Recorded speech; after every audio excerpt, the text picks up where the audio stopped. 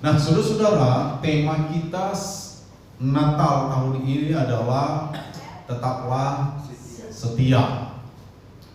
Nah, saya sudah menyusun 5 khotbah dengan tema yang sama, tetaplah setia. Tetapi setiap khotbah saya mendasarkannya kepada teladan dari tokoh-tokoh tertentu. Minggu ini saya akan mengajak kita belajar dari teladan Abraham. Minggu depan saya akan mengajak kita belajar dari teladan Musa. Ya, minggu depannya lagi dari Daud. Minggu depannya lagi dari Yusuf. Lalu yang terakhir dari Yesus. Ya, 5 tokoh ini sebenarnya 5 tokoh sentral di dalam Alkitab. Ya, Abraham disebut bapa dari semua orang percaya atau beriman, dan itu kitab Ibrani menyatakannya dengan jelas. Musa adalah tokoh yang sangat dikagumi sampai hari ini oleh khususnya bangsa Yahudi. Daud juga adalah salah satu tokoh karena dari garis keturunan Daud Mesias dilahirkan, paling tidak menurut orang Kristen. Lalu Yusuf, kenapa Yusuf menjadi penting? Karena Yusuf berhasil membawa generasi Mesias ini. Yusuf adalah bapa manusiawinya Yesus, dan terakhir Yesus menjadi teladan sempurna bagi kita. Jadi klop 5. Nah, tetaplah setia. Kenapa tema ini menjadi penting? Hari ini saudara-saudara, tidak ada suatu kepastian apapun di dunia ini. Tidak ada.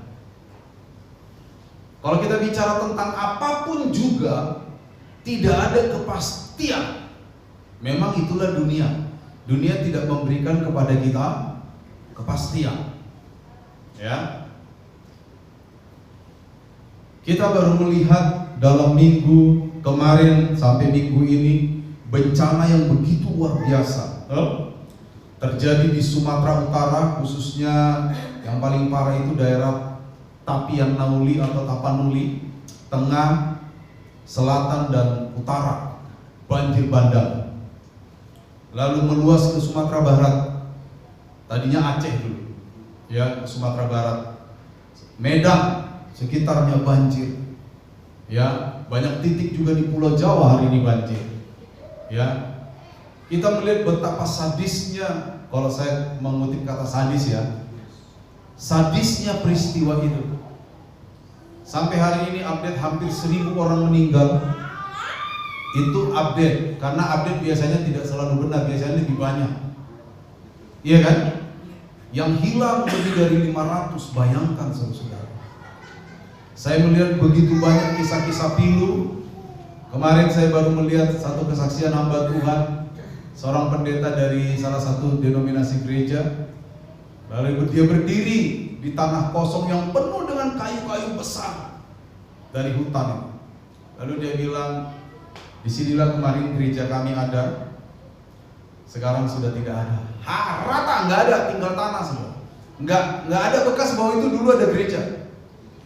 Lalu dia cerita, tanggal 25 November katanya, waktu banjir bandang itu datang, saya sedang di gereja. Dia melakukan aktivitas di gereja, istrinya di pastori. Banjir datang tiba-tiba, sampai sekarang istrinya hilang. Dia tidak tahu di mana istrinya sampai hari ini. Saudara-saudara, dan cerita ini tidak hanya satu, ratusan cerita seperti ini. Saya lihat seorang bapak tua dalam bahasa Batak, karena saya mengerti bahasa Batak. Singkatnya itu saudara-saudara, dia mencari putrinya yang udah 4 hari itu dari tanggal 25, berarti sekarang sudah sekitar 10 hari lebih. Dia garuk-garuk pakai tangan gundukan tanah longsor tuh. Dia cari putrinya di dalam. Sampai orang kampung datang, udahlah opung, ayo kita turun. Dia nggak mau saudara. Dia bilang, anak putriku, anak perempuanku sudah hilang. Dia garuk-garuk. Sebenarnya itu menunjukkan satu kesedihan yang amat dalam. Ini sepenggal cerita, saudara. Kita tidak tahu seperti apa. Di dalam doa terakhir kami Jumat malam, saya juga menyeberangkan bahwa tidak ada kepastian di dalam dunia ini, saudara. Tidak ada kepastian bahwa ekonomi akan membaik. Siapa berani jamin ekonomi akan membaik? Tidak ada. Betul? Tidak ada. Ya, tidak ada kepastian. Tetapi saudara-saudara, yang membuat kita bisa tetap bertahan adalah pilihan untuk menjadi setia. Itu pilihan. Karena apa? Sekalipun banyak hal yang kita alami bersama-sama, baik orang percaya maupun orang tidak percaya. Ya, saya pernah bicara bahwa di dalam dunia ini berkat dan bencana itu ada yang umum, ada yang khusus. Ya kan? Berkat khusus matahari Tuhan berikan kepada semua orang, betul? Iya, baik kita orang percaya, mereka yang tidak percaya, baik orang yang suka memberi maupun mereka yang suka merampok, semua diberikan Tuhan berkat yang sama. Apa? Matahari. Itu namanya berkat-berkat umum. Ya. Ujian-ujian umum juga terjadi. Seperti yang kita barusan cerita. Gereja Sidang Jemaat Allah sendiri banyak terdampak, saudara. Ya. Di Sibolga sendiri saya dengar berita ada 2 kelurahan hilang tanpa bekas, hilang seorang-orangnya. Sudah bisa bayangkan nggak? Hilang. Artinya orang percaya pun bisa saja mengalami yang namanya ujian. Itu namanya ujian-ujian umum. Semua kita bisa mengalami.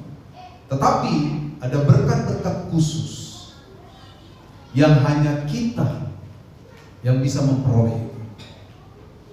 Apa itu, saudara-saudara? Yang paling agung adalah keselamatan. Yang paling agung adalah keselamatan. Yang kedua adalah damai sejahtera. Saya menyebutnya adalah penyertaan. Dan itu yang dijanjikan Tuhan, betul. Ketika dia mengutus Roh Kudus, dia berkata roh ini akan menyertai kamu selama-lamanya. Berkat penyertaan itu hanya terjadi kepada mereka yang percaya kepada Yesus. Penyertaan yang saya maksud di sini apa? Yaitu tadi, diberikannya damai sejahtera, diberikannya sukacita, diajarinya kita, betul? Diingatkannya kita. Kan itu yang Injil Yohanes katakan, kan? Roh yang Yesus utus dalam, yang Bapa utus dalam nama Yesus, dialah yang akan mengajari kamu, mengingatkan kamu, memberikan kamu damai sejahtera, supaya tidak gentar dan supaya tidak gelisah hatimu. Segala sesuatu hari ini, kalau kita tidak ada di dalam Tuhan, semuanya menggelisahkan. Tetapi syukur kepada Tuhan, ya, ketika kita menjadi setia kepada Allah, maka kita akan bisa bertahan melalui apapun yang terjadi di dalam dunia ini. Tentu dalam keterbatasan kita, tidak seorang pun dari kita meminta supaya bencana terjadi, betul? Di dalam keterbatasan kita, kita pasti meminta Tuhan yang terbaik. Saya juga berdoa begitu kok, selalu yang terbaik di dalam keterbatasan kita. Kita tidak tahu segala sesuatu, tetapi kita gunakan pengetahuan kita untuk meminta yang terbaik dari Tuhan. Dan salah satu yang terbaik yang Tuhan bisa pimpin kita adalah untuk tetap menjadi setia. Dan pagi ini kita akan belajar dari Abraham. Ya, ayat-ayat yang akan kita buka akan loncat-loncat, jadi tidak ada ayat tertentu yang bisa kita baca di awal. Next, apa yang bisa kita pelajari dari Abraham, saudara? Ya, yang pertama, taat. Ada embel-embelnya, apa? Sekalipun belum jelas. Nah ini, taat sekalipun belum jelas. Ya, Abraham taat bukan karena sudah memahami seluruh rencana Allah, tetapi Abraham taat karena percaya pada Allah. kepada karakter Allah yang tidak pernah berubah. Saudara-saudara. Ya. Coba kita buka Ibrani 11 ayat 8 sampai 10. Ibrani 11, kita mungkin akan banyak membuka kitab Ibrani, ya. Ibrani 11 ayat 8 sampai 10. Seorang boleh baca buat kita? Karena iman Henok terangkat supaya ia tidak Ayat 8. Ayat 8 sampai 10. Karena iman Abraham taat ketika ia dipanggil untuk berangkat ke negeri yang akan diterimanya menjadi milik pusakanya. Lalu ia berangkat dengan tidak mengetahui tempat yang ia tuju. Ya. Karena iman ia diam di tanah yang dijanjikan itu, seolah-olah di suatu tanah asing, dan di situ ia tinggal di kemah dengan Ishak dan Yakub, yang turut menjadi ahli waris janji yang satu itu. Sebab ia menanti-nantikan kota yang mempunyai dasar, yang direncanakan dan dibangun oleh Allah. Iya. Saudara, ketika pertama kali Allah memanggil Abraham, pada waktu itu namanya masih Abram. Abram dipanggil dari satu negeri yang namanya Ur Kasdim. Hari ini itu daerah Irak, Mesopotamia, Akadia. Ya. Dipanggil, ya. Kitab Ibrani merekam panggilan itu dengan memberikan penjelasan yang tidak diberikan oleh kitab Kejadian. Kitab Ibrani berkata bahwa Abraham dipanggil oleh Allah, dan Abraham waktu itu masih Abram ya, sorry ya, tapi kita sebut saja Abraham. Dan Abraham disuruh pergi ke suatu negeri. Kitab Ibrani berkata negeri itu sendiri dia belum tahu, ya. Tetapi saudara-saudara, nilai yang ditampilkan oleh Abraham dalam peristiwa ini adalah ketaatan. Abraham taat bukan karena Abraham sudah melihat dengan jelas rancangan Allah, bukan. Abraham taat bukan karena Abraham sudah dengan jelas melihat detail dari rencana Allah dalam hidupnya, tidak. Tetapi Abraham taat karena dia percaya kepada pribadi Allah itu sendiri. Abraham taat karena dia percaya kepada karakter Allah yang penuh dengan kasih dan setia. Allah tidak mungkin salah. Allah tidak mungkin mempermain-mainkan orang-orang yang dipilihnya. Allah tidak mungkin keliru ketika dia memimpin kehidupan Abraham. Dia taat, saudara. Sekali lagi, penekanan yang harus kita tangkap di sini adalah ketaatan Abraham tidak didasarkan pada pengetahuan yang lengkap tentang rencana Allah, tetapi ketaatan Abraham didasarkan pada pemahaman yang lengkap tentang siapa Allah yang dia sembah, tentang karakter Allah yang tidak pernah berubah. Kita boleh saja tidak mengerti rencana Allah secara detail, tetapi itu tidak membuat kita menjadi ragu kepada Allah.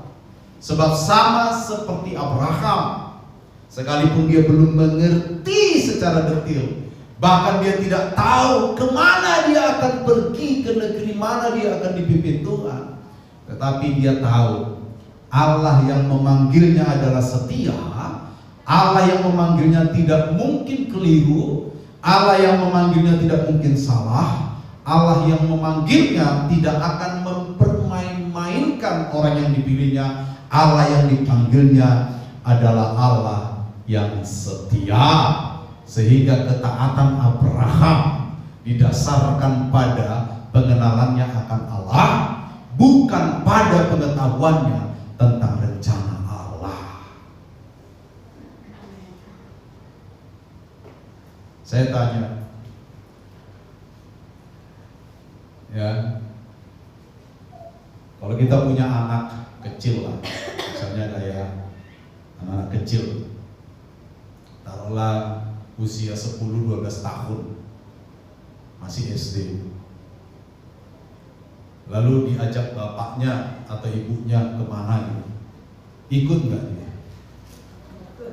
Kenapa? Apa karena dia tahu detil akan berjalan naik apa, melewati apa begitu? Hah? Tidak. Tetapi karena yang mengajak siapa? Orang tuanya. Dia bukan sedang tahu apa saja detil rencana, betul kan?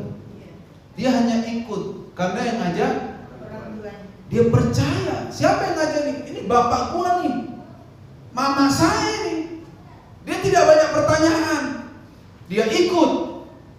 Dia taat. Bukan karena dia mengerti semua jalan yang mereka bakal lalui, tapi karena dia tahu ini bapaknya. Makanya saudara, kadang memang kita tidak mengerti jalan-jalan Allah, betul? Iya kan? Saya sendiri mengalami begitu banyak ketidakmengertian tentang jalan Allah. Ya, ketidakmengertian. Tidak ada seorang pun dari kita yang bisa mengerti jalan-jalan Allah secara lengkap. Tetapi bukan itu yang membuat kita taat kepada Dia. Yang membuat kita taat kepada Allah dan perintahnya adalah karena kita mengenal Dia sebagai Bapa. Kitab Galatia berkata, kita memanggil Dia ya Aba, ya Bapa. Aba itu adalah panggilan akrab yang biasa dipakai di dalam keluarga-keluarga orang Ibrani. Jadi kalau seorang anak yang begitu dekat dengan bapaknya, dia akan panggil bapaknya Aba. Dan Bapa di surga juga kita panggil Aba. Di dalam teks Ibrani, saudara, doa Bapa kami dimulai dengan kalimat Avinu Seba Samayim. Kata Aba muncul di sana. Bapa kami Sheba yang ada di dalam Samayim, surga. Jadi kata Aba dipakai di sana. Ya. Jadi saudara, Bapa yang kita sembah itu adalah Abahnya kita. Artinya hubungan kita dengan Dia itu hubungan yang sangat dekat. Maka kepercayaan kita kepada Bapa sama seperti apa yang dikerjakan oleh Abraham. Abraham percaya bukan karena mengerti seluruh konsep Allah tentang rencananya, tapi Abraham percaya karena Allah itu sendiri. Dia percaya karena pribadi Allah itu sendiri. Amin. Jadi apa implikasinya buat iman kita? Implikasinya buat iman kita adalah keadaan kita bukanlah patokan apakah kita akan menjadi taat atau tidak kepada Allah, bukan. Orang percaya juga pasti sakit, betul nggak? Betul? Apakah ada orang percaya sehat terus? Apakah ada orang percaya hidup terus? Orang percaya juga mati, betul? Apakah ada orang percaya tidak pernah berduka? Orang percaya juga kehilangan sanak keluarga, betul? Kadang ditipu orang juga, betul? Ada yang pernah ditipu orang sini? Memang kelihatan sering ditipu. Iya kan? Orang percaya juga mengalami persoalan-persoalan dunia. Tetapi bukan itu faktor yang membuat kita percaya atau tidak, taat atau tidak kepada Allah, bukan. Satu-satunya faktor yang membuat saya dan saudara taat kepada Allah adalah karena pribadi Allah itu sendiri. Karena Dia satu-satunya. Dia tidak pernah gagal, Dia tidak pernah salah, Dia tidak pernah keliru, Dia tidak pernah mempermain-mainkan orang. Tidak. Allah itu penuh dengan kasih setia. Mazmur 136 ada 26 ayat. Setiap ayat disahut bahwasanya untuk selama-lamanya kasih setia Tuhan. Amin. Itu luar biasa, saudara. Ya. Ini Abraham setia dengan cara dia taat. Nah, ini perlu kita contoh ini. Jangan nanti pas kekurangan uang kita ngamuk-ngamuk sama Tuhan. Macam mana ini? Ngeri kali hidup kayak gini, bah. Bagaimana ini, guru? Orang bilang rajin menabung, pangkal kaya. Jangankan menabung, beli tempe saja susah, guru. Iya kan? Bukan.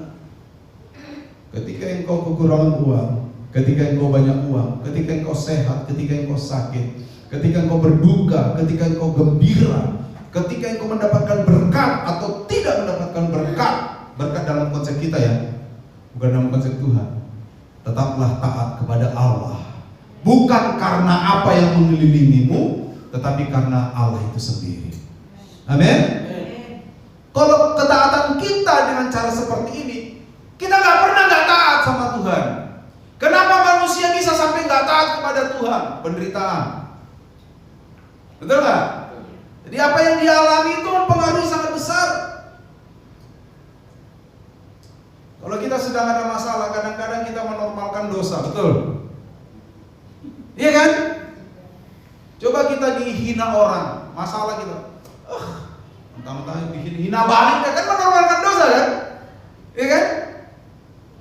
Udahlah, apa nih saya nggak jambak gigi orang nih, iya kan? Oh iya kan, menormalkan dosa kan?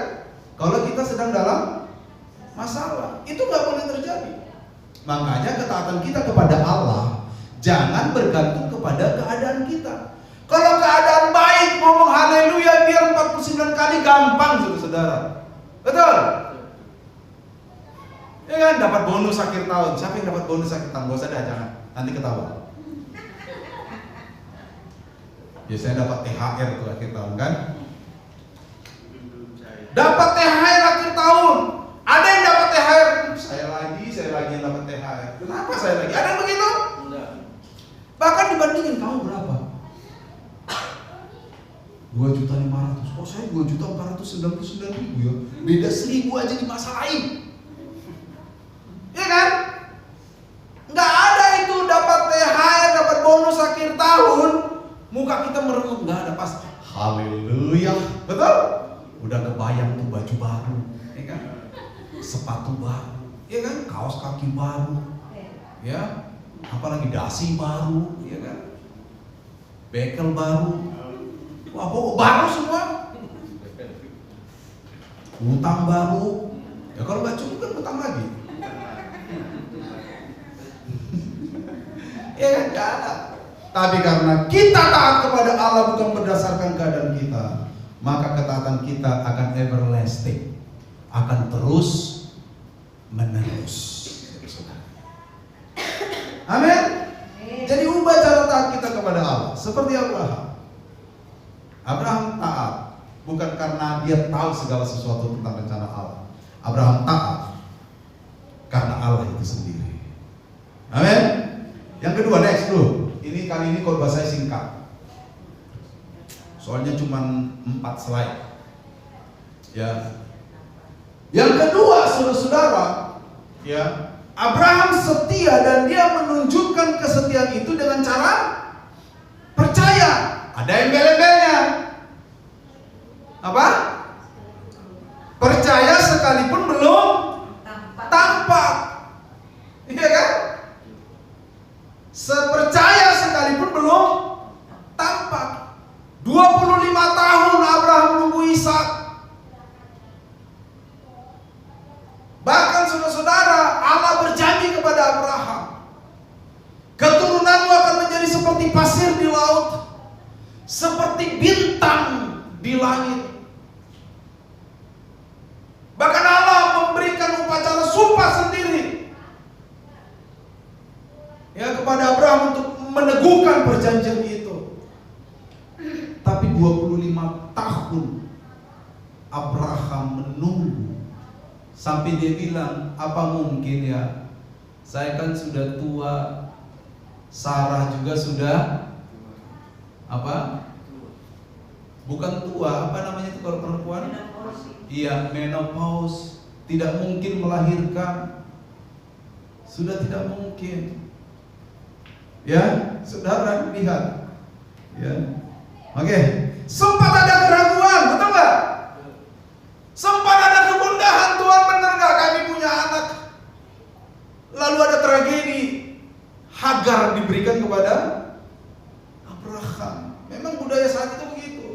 Kalau nggak punya anak dari ini ya, pembantunya dikasih. Nanti anak itu menjadi anak nyonyanya. Begitu. Upah dari anak itu pembantunya itu bebas. Kan budak dikira. Dihitung budak waktu itu. Ya. Sempat ada keraguan. Lalu terjadilah tragedi Hagar. Ya. Tetapi saudara-saudara, mari kita buka Roma 4 ayat 3. Seorang membaca Roma 4 ayat 18, seorang buka 2 Korintus 5 ayat 7 coba. Ayat 3 orang berbeda-beda. Ayo dengan cepat. Roma 4 ayat 3. Iya. Sebab apakah dikatakan nas kitab suci? Lalu percayalah Abraham kepada Tuhan, dan Tuhan memperhitungkan hal itu kepadanya sebagai kebenaran. Iya. Ayat 18, seorang lain. Yuk, Roma 4 ayat 18. Ganti lagi coba. Sebab sekalipun tidak ada dasar untuk berharap, namun Abraham berharap juga dan percaya Nah. bahwa ia akan menjadi bapa banyak bangsa. Nah. Menurut yang telah difirmankan, demikianlah banyaknya nanti keturunanmu. Nah, itu dulu, nanti 2 Korintusnya belakangan. Ya. Saudara lihat Roma 4 ayat 3, Abraham percaya. Ya. Dan Allah memperhitungkan kepercayaan itu sebagai kebenaran. Jadi ingat saudara, hidup benar di hadapan Allah itu juga mencakup bagaimana kita mempercayai Allah. Kalau kita sering meragukan Allah, hidup kita sedang tidak benar, saudara. Mengeluh misalnya, mengeluh itu tidak boleh sebenarnya dalam pertumbuhan iman kita. Mengeluh dalam arti intens ya.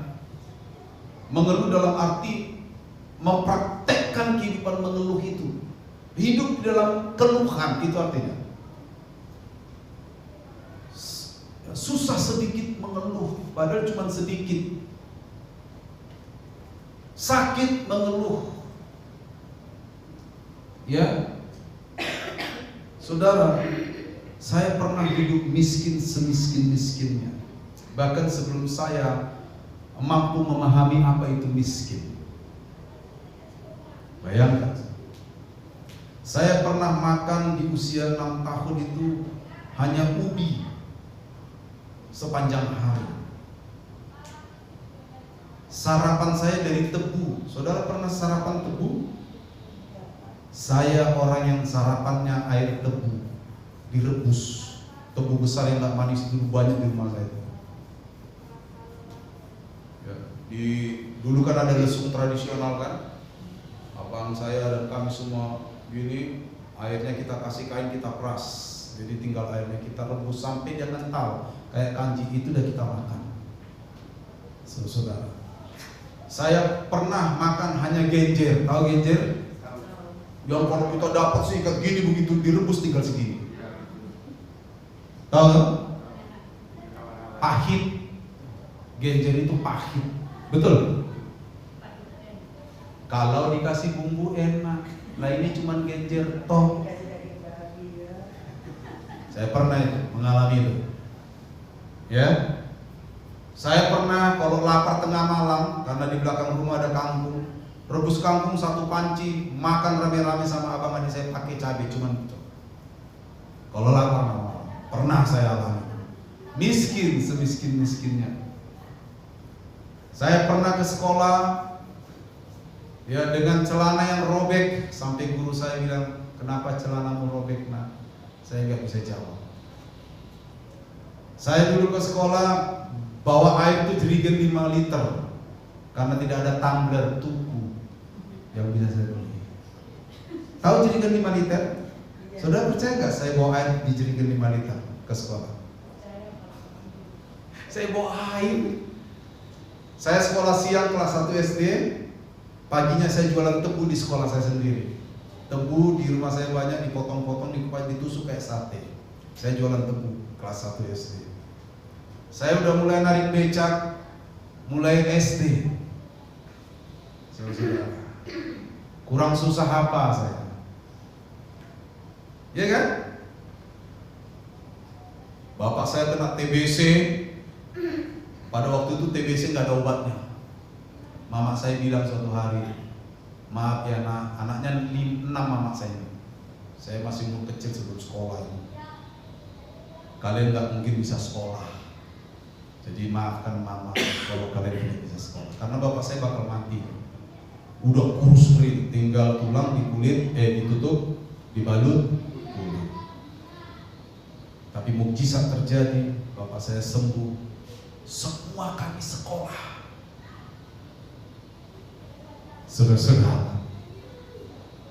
Saudara, mungkin ada keraguan. Mungkin di dalam keraguan itu ada insiden.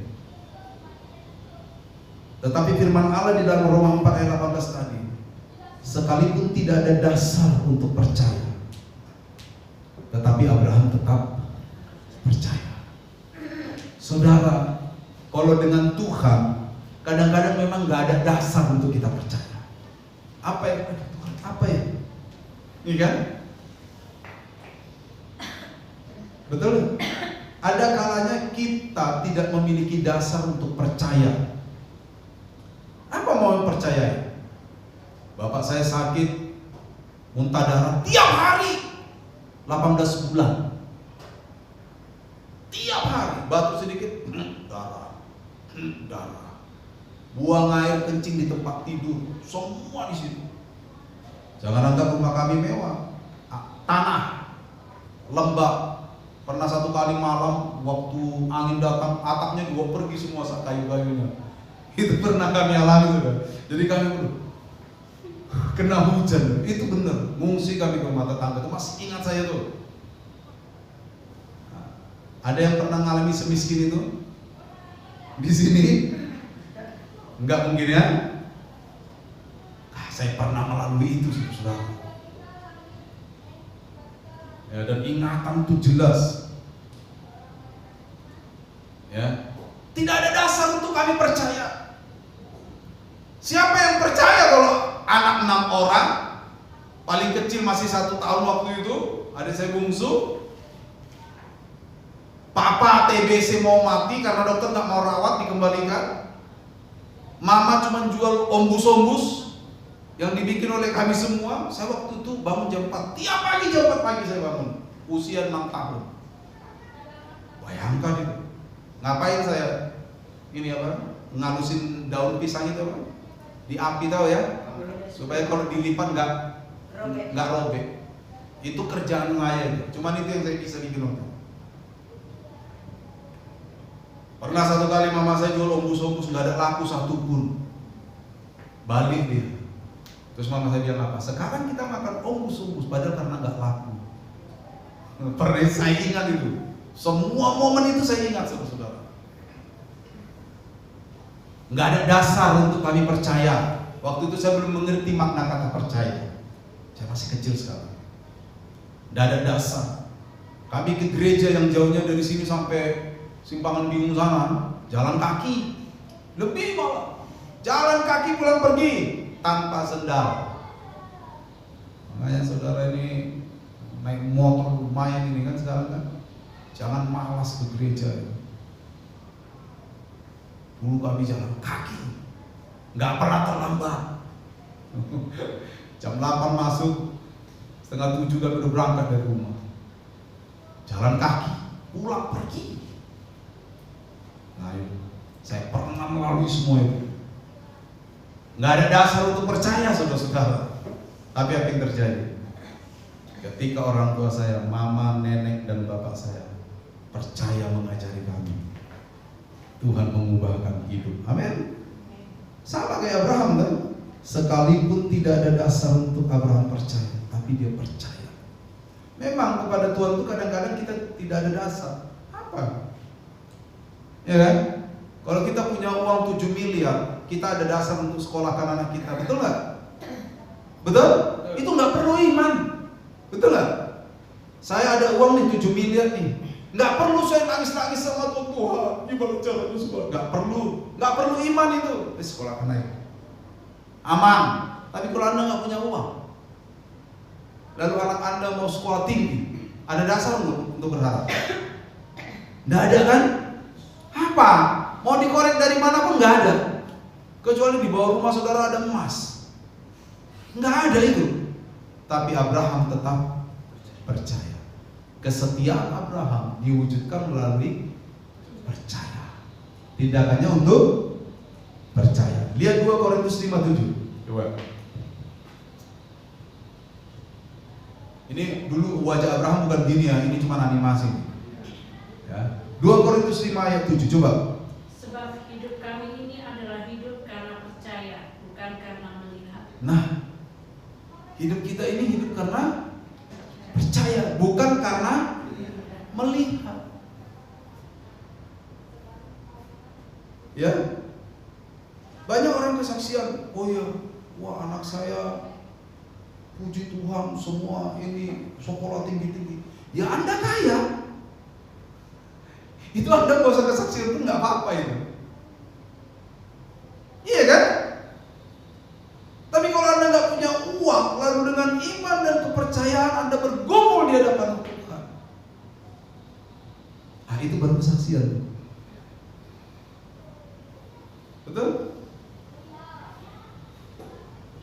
Hidup kami adalah hidup karena percaya, bukan karena melihat. Ini hidup yang nggak mudah loh seperti ini. Tuhan memimpin Abraham tuh apa langsung? Abraham, kamu akan berjalan sekian kilo, tempatmu Kanaan. Ini apa begitu? Enggak. Tuhan memimpin selangkah demi selangkah. Itulah hidup karena percaya, bukan karena melihat. Itu hidup karena percaya itu begitu. Dituntun sama Tuhan selangkah, taat kita selangkah, percaya kita Tuhan pimpin. Kemana lagi Tuhan? Tuhan arahkan lagi sana, percaya kita. Tuhan arahkan, itu hidup dalam Tuhan itu begitu memang.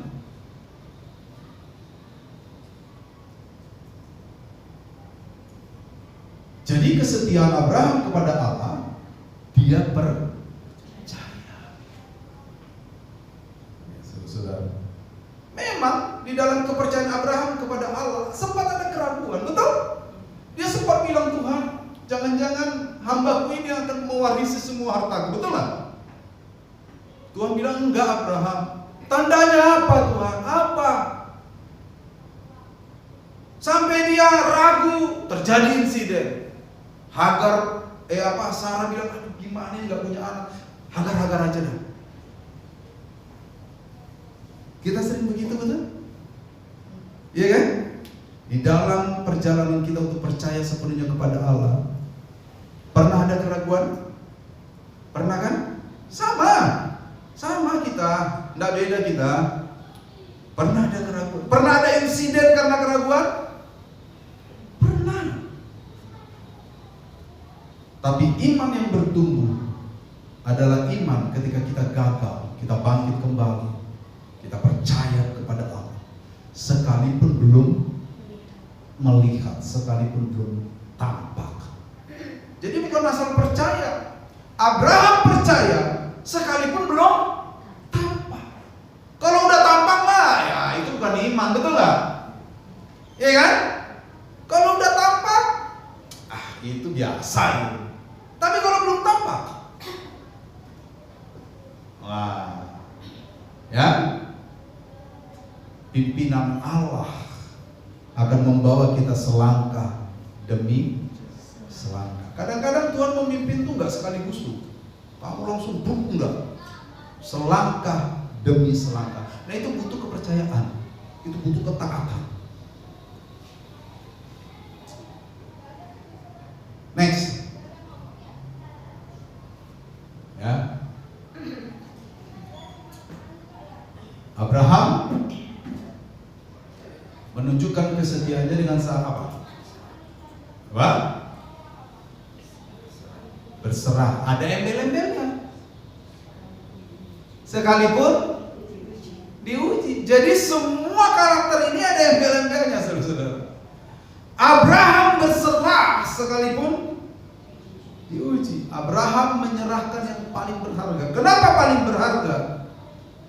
Anaknya yang tunggal. 25 tahun Abraham nunggu Ishak, betul? Setelah Ishak disapi, kira-kira umurnya 17 tahun. Firman Tuhan datang. Abraham, bawalah Ishak ke gunung Moria. Persembahkanlah dia di sana sebagai korban bakaran bagiku. Terlepas dari terlalu banyak kontroversi dari ayat ini, masa Allah menginginkan korban bakaran manusia, itu mungkin bisa dibahas dengan waktu. Tetapi saudara sudah pernah melihat film Abraham yang terbaru? Belum ya? Aduh, ya. Saudara-saudara, dia membawa juga Ishak ke gunung Moria. Kejadian 22 merekam peristiwa ini. Lalu apa yang terjadi di sana? Ishak bilang, "Bapak, kita sudah sampai, udah ada kayu, dombanya mana?" Singkat cerita, Ishak yang diikat. Tuh. Tetapi Allah melihat tindakan Abraham ini adalah tindakan yang berserah. Kenapa berserah? Kita lihat ayatnya biar. Roma 4 ayat 17. Tadi kan ayat 18, mundur satu ayat. Satu orang baca Ibrani 11, 17, 19. Roma 4 ayat 17 dulu. Seperti ada tertulis, Engkau telah kutetapkan menjadi bapa banyak bangsa di hadapan Allah yang kepadanya ia percaya, yaitu Allah yang menghidupkan orang mati dan yang menjadikan dengan firman-Nya apa yang tidak ada menjadi ada. Itu Abraham yang ngomong, kutip sama Rasul Paulus. Betul? Abraham percaya Allah yang mampu menghidupkan orang dari apa? Orang mati. Ibrani 11 ayat 17 sampai 19. Karena iman, maka Abraham tatkala ia dicobai mempersembahkan Ishak, ia yang telah menerima janji itu rela mempersembahkan anaknya yang tunggal. Walaupun kepadanya telah dikatakan, keturunan yang berasal dari Ishak lah yang akan disebut keturunan. Karena ia berpikir bahwa Allah berkuasa membangkitkan orang-orang sekalipun dari antara orang mati. Oke.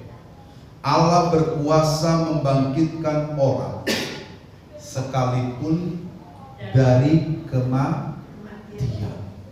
Ini yang mendorong Abraham. Jadi berserah di sini bukan tindakan yang bodoh, bukan. Berserah di sini adalah pertama dia taat kepada perintah Allah. Lalu yang kedua, penggabungan kedua hal pertama tadi. Pertama dia taat kepada perintah Allah. Yang kedua dia percaya bahwa Allah tidak pernah bohong. Karena Allah sudah berjanji, keturunanmu akan menjadi seperti bintang di langit, seperti pasir di laut. Tapi kalau sekarang anak saya diminta, terus keturunan saya dari mana? Kira-kira kan logika manusia begitu kan? Betul? Tapi Abraham dia taat. Saya akan taat kepada Allah. Dia minta saya persembahkan Ishak, oke saya bawa. Tapi ketaatan itu disertai kepada kepercayaan yang tadi, bahwa janji Allah tidak pernah berubah. Saya tidak tahu bagaimana cara Allah mewujudkan janjinya, tetapi saya tahu kira-kira pikiran Abraham begitu. Mungkin Tuhan akan membangkitkan Ishak setelah Ishak saya persembahkan. Itu di dalam benaknya Abraham. Kenapa Abraham sampai berpikir begitu?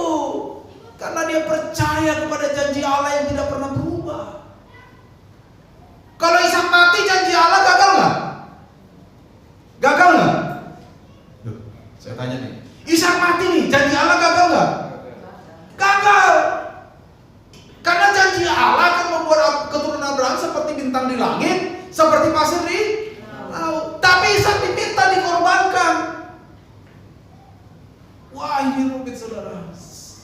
waktu mempersiapkan ini, saudara, perkumpulan luar biasa. Ini berat, tidak mudah. Abraham taat. Ketaatannya bisa saja membawa janji Allah padam, gagal.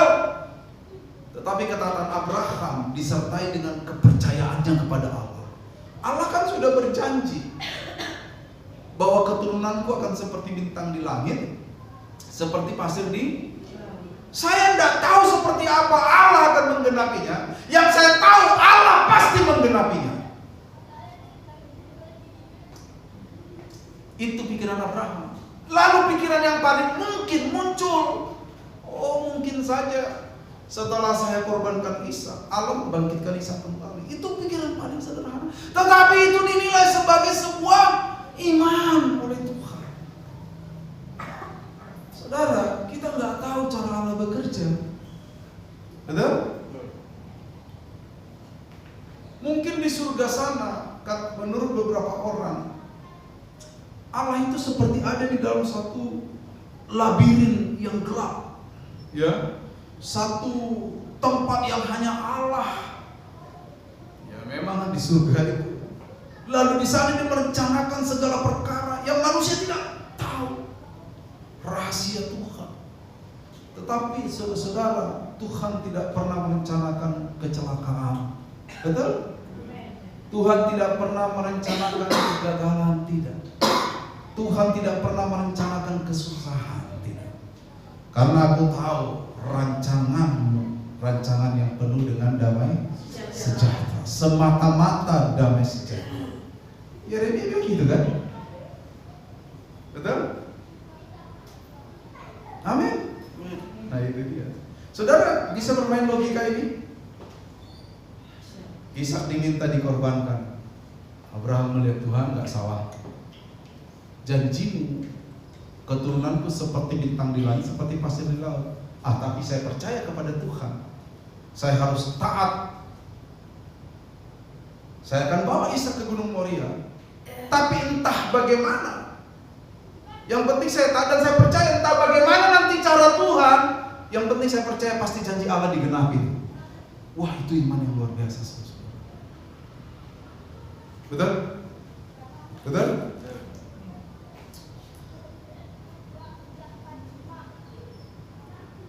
Itu Ishak tuh. Apa yang Tuhan pernah minta dari kita sih? Kalau kita nggak mau ngasih tuh,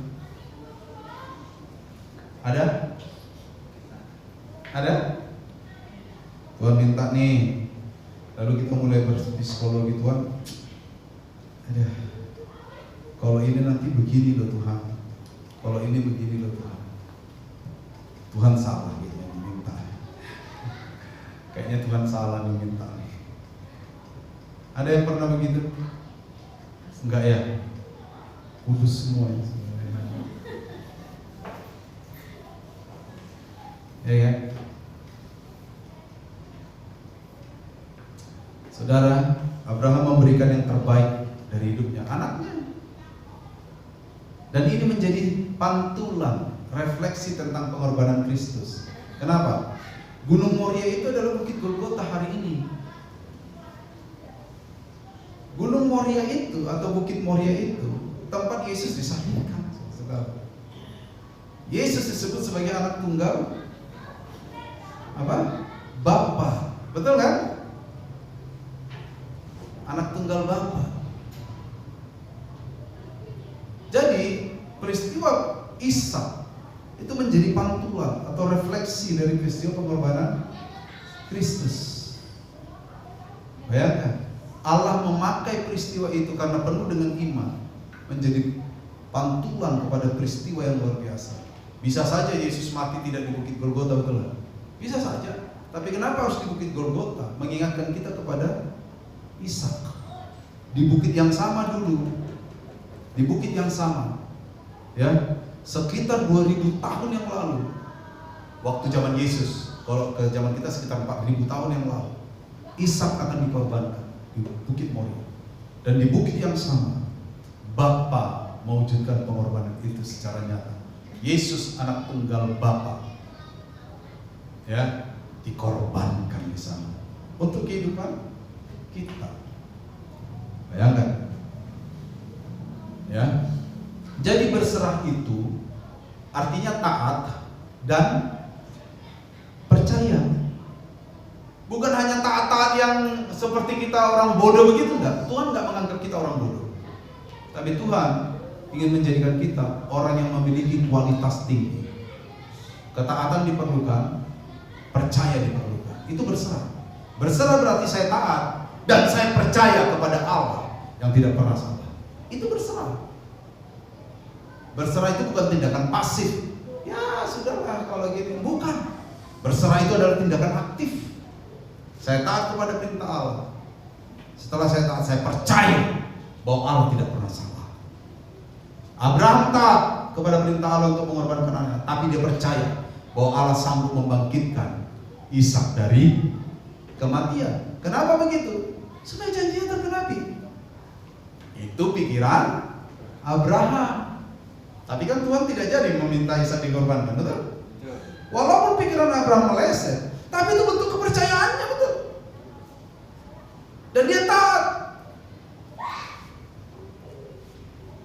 Ada bisnis hari Minggu? Hah? Ada bisnis hari Minggu? Kalau dilewatkan sayang ini Tuhan, ya kan? Sayang ini sekali-sekali kan minggu ke gereja juga tiap minggu, sekali-sekali yang nggak apa-apa. Sayang, ya kan? Itu tidak berserah namanya. Berserah berarti taat kepada kehendak Allah dan percaya kalau berkatmu nggak akan kemana. Amin. Saya selalu percaya gitu kok. Ya, saya percaya gitu. Kalau nggak begitu sudah hidup saya susah. Saya bukan pegawai negeri. Saya nggak digaji siapapun. Bukan kayak kebanyakan pendeta lain dapat gaji dari sini secara rutin. Saya betul-betul mengatakan kepada Tuhan, kalau berkat saya pasti nyampe. Nah, pasti nyampe. Dan saya hidup dari iman itu. Saya hidup dari iman itu. Dan saya memberi dari situ, saudara. Saya tidak mau pelit sama Tuhan. Tuh. Kalau saya bisa membeli ini dan itu untuk diri saya juga harus bisa menyisihkan berkat-berkat saya untuk Tuhan. Sekalipun sedikit yang saya dapat. Amin. Kalau udah gini nggak enak loh situasinya, saya langsung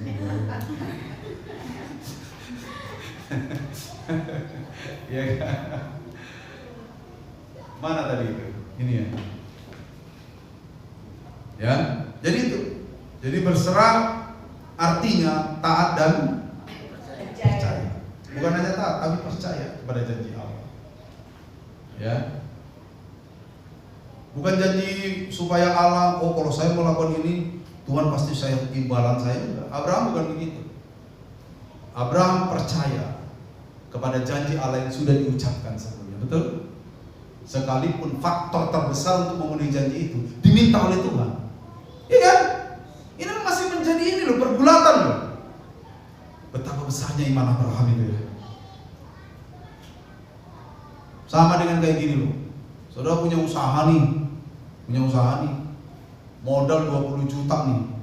Tuhan terima kasih. Lalu Tuhan berkata, aku akan memberkati usaha. Modalmu gak apa-apa sedikit, aku akan berkati. Tiba-tiba Tuhan bicara, ini kalau saudara bisa dengar Tuhan ya. Ya kan? Kalau saudara hidup di zaman Abraham, lalu Tuhan bilang, kasih 20 juta tuh untuk gereja. Apa yang saudara lakukan? Nah itu sama-sama Abraham kan? Faktor utama untuk memenuhi janji Allah diminta sama Tuhan, betul nggak? Siapa faktor utama untuk memenuhi janji Allah dalam kehidupan Abraham? Ishak dong, karena dari Ishak lah nanti keturunannya seperti bintang di langit pasti di sama itu. Tapi pertanyaannya, apakah Allah sekejam itu? Buktinya Ishak nggak jadi kan? Dia hanya ingin ketaatan dan kepercayaan kita, betul nggak? Betul? Itu. Dia hanya ingin ketaatan kita, kepercayaan kita kepada janji Allah. Dan Abraham melakukan itu, saudara. Oke, puji Tuhan, Kirain khotbah saya ini singkat karena 4 slide. Terakhir bro, panjang juga. Terakhir, udah. Dari Abraham kita belajar untuk tetap setia, ya. Taat sekalipun belum, percaya sekalipun belum, berserah sekalipun, ya. Teladan Abraham ini mengajarkan bahwa kesetiaan kepada Allah berarti melangkah dalam ketaatan, ya, tanpa jaminan dan penjelasan yang rinci. Percaya menanti pengharapan janjinya serta berserah, artinya bersedia menyerahkan yang terbaik dari hidup kita. Ini adalah iman dengan perspektif kekal, bukan temporal. Iman yang memandang jauh ke depan, betul? Nah, saya pengen kita setia dengan cara seperti Abraham setia, ya. Taat sekalipun belum jelas, percaya sekalipun belum tampak, berserah sekalipun diuji. Jadi kalau diuji jangan berontak ya, berserah sama Tuhan. Tuhan memberkati kita semua.